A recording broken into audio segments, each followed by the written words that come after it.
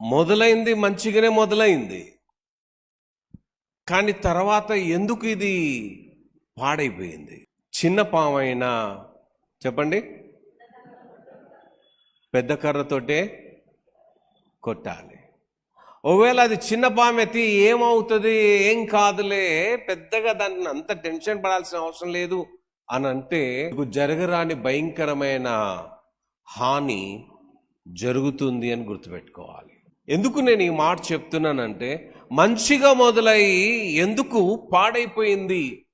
ప్రారంభంలో మంచిగా మొదలైనప్పుడు దాని యొక్క ముగింపు కూడా మంచిగానే ముగింపు చేయాలి కదా. ఏదైతే బిగినింగ్ మనం స్టార్ట్ చేసామో ఎండింగ్కి వచ్చేసరికి ఎండింగ్ కూడా అలాగనే ఉండాలి కదా. కానీ ఎండింగ్లో మంచిగా లేకుండా పాడైపోవటానికి కారణాలు ఏంటి? చిన్న పామే, అది చిన్నదే, ఏం కాదు, పిచ్చా, ఇది పెద్దగా ప్రాబ్లం ఏముంది దీంతో, ఇది అసలు పెద్ద విషయమే కాదు అని అనుకుంటున్నాం మనం.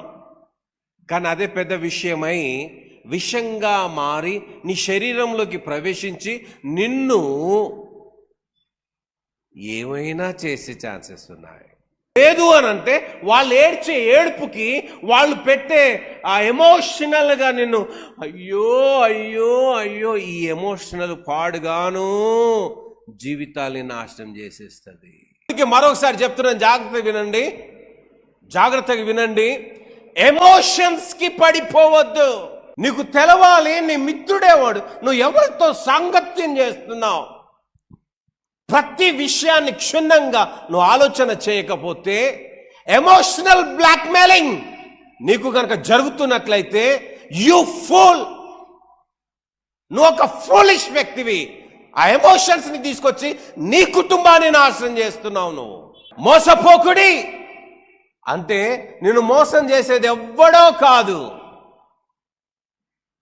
నీ సొంతోళ్ళు, నీ రక్తం, నీ ఓళ్ళే నిన్ను మోసం చేయొచ్చు. అందుకని తొందరగా ప్రతిదీ నమ్మవద్దు, తొందరగా ప్రతిదీ తీసుకోవద్దు, తొందరగా వాళ్ళ ఎమోషనల్కి ఇమీడియట్గా అయ్యో అనే మాట రాకుండా కఠినం చేసుకొని హృదయాన్ని. నీ స్నేహితుడు ప్రభు అయిన యేసు క్రీస్తు అయినట్లయితే నీ స్నేహితునితో మాట్లాడు, ఇదిగో ఇది విషయం, ఏం చేయమంటావు? ప్రభు చాలా స్పష్టంగా చెప్తారు, నీకు మనస్సు రాదు, చేయటానికి రాదు.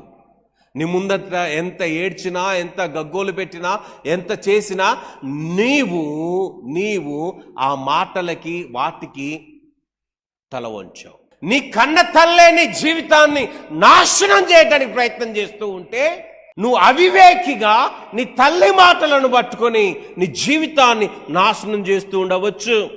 నీ తండ్రే నీ జీవితాన్ని నాశనం చేయాలని ప్రయత్నం చేస్తే నువ్వు దాన్ని గ్రహించకపోతే నువ్వు ఎమోషనల్ అయిపోతావు. నా అమ్మ, నా తండ్రి, నా అక్క, నా చెల్లె, నా తమ్ముడు, నా అన్న, నా అన్న, అయ్యో నా రక్తం అని అనుకుంటున్నావే, మోసపోకు, జాగ్రత్త. అందుకనే రాయబడి ఉంది, ఏంటో తెలుసా? మోసపోకుడి, దుష్ట సాంగత్యము మంచి నడవడిని చెడుపును. నువ్వు దేవుని నమ్ముకున్నావు, నీ అక్క నమ్ముకోలేదు, నీ తమ్ముడు నమ్ముకోలేదు, లేకపోతే ఇంకెవడో నమ్ముకోలేదు, కానీ నువ్వైతే విశ్వాసంలో జీవిస్తూ ఉన్నావు. ఒకానొక దశ వచ్చింది, మొదట్లో ప్రారంభించుడు బాగానే ప్రారంభించావు, మొదట్లో ఆత్మీయత బాగానే ఉంది, నీ ఆ స్పిరిచువల్ స్టాండర్డ్స్ ని మెయింటైన్ చేసావు. రాను రాను రాను రాజు గుర్రం గాడిదైనట్టు దుష్ట సాంగత్యము మంచి నడవడిని,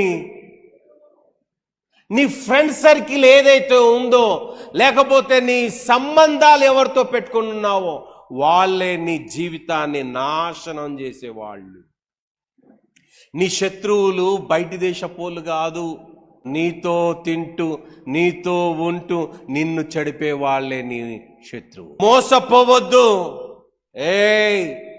మోసపోవద్దు. నేను మోసపోకుండా ఉండాలంటే ఏం చేయాలి అంటే, దుష్ట సాంగత్యం చేయకు. నీ ఫ్రెండ్స్ మంచోళ్ళు కానప్పుడు వాళ్ళని కట్ చేసి పడేయి. ఈవెన్ ఫోన్ లేదా చాటింగ్ లేకపోతే ఏదైనా సరే రిమూవ్ దెమ్. నువ్వు నీ దేవుణ్ణి మోసం చేశావు, నువ్వు నీ దైవజనుని మోసం చేశావు, నువ్వు నీ తల్లిదండ్రులను మోసం చేశావు, నువ్వు అందరిని మోసం చేసి అందరి కళ్ళను కప్పి నువ్వు చెడులో పడిపోయి నీ బతుకు నాగం చేసుకొని లాస్ట్కి నువ్వు ఏడ్చే ఏడిపోయిందంటే నా జీవితం సంఖ నాటిపోయిందయ్యా అంటే ఈ స్టోరీలన్నీ ఎవనికయ్యా? ఏ రోజైనా నీ కడుపు బయట కనబడక నీ ఫ్రెండ్షిప్ తప్పైనట్లయితే అది మొక్కగా ఉన్నప్పుడే దాన్ని తెంపే. ఏం కాదు, నిన్ను సర్వనాశనం చేసుకొచ్చుంటది. హలో, అందుకే లేఖనాలు రాయబడుతుంది, మోసపోకుడి దుష్ట సాంగత్యం మంచి నడవడిని చెరుపుతుంది. ఎందుకు అనంటే నీతి ప్రవర్తన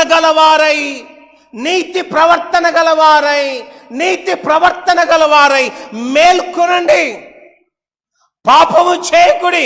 దేవుని గూర్చిన జ్ఞానం కొందరికి లేదు, వారికి దేవుని గూర్చిన జ్ఞానం లేదు, వారికి దేవుడు తెలియదు, దైవ ప్రత్యక్ష తెలియదు, దేవుని వాక్యం తెలియదు, దేవునితో ఉండే సంబంధం వారికి తెలియదు. లోకానుసారంగా జీవిస్తూ లోకానుసారంగా బ్రతుకుతూ ఉంటున్న వాళ్ళతో చాలా డేంజర్. నీ ప్రాణానికి నీ ఆత్మకు నువ్వే ఉత్తరవాదివి. చెప్పండి, నీ ప్రాణానికి నువ్వే ఉత్తరవాదివి. నీకు సువార్త ప్రకటించబడి దేవుని గురించి చెప్పబడి ఆధ్యాత్మికమైన జీవితం ఏందో నీకు తెలుసు. ప్రతిదీ తెలిసి తెలిసి తెలిసి నిన్ను నువ్వే కావాల్సుకొని మోసపోయి చివరికి ఎవరి మీదనో ఆ మాటలు వేయటానికి ప్రయత్నం చేయకు.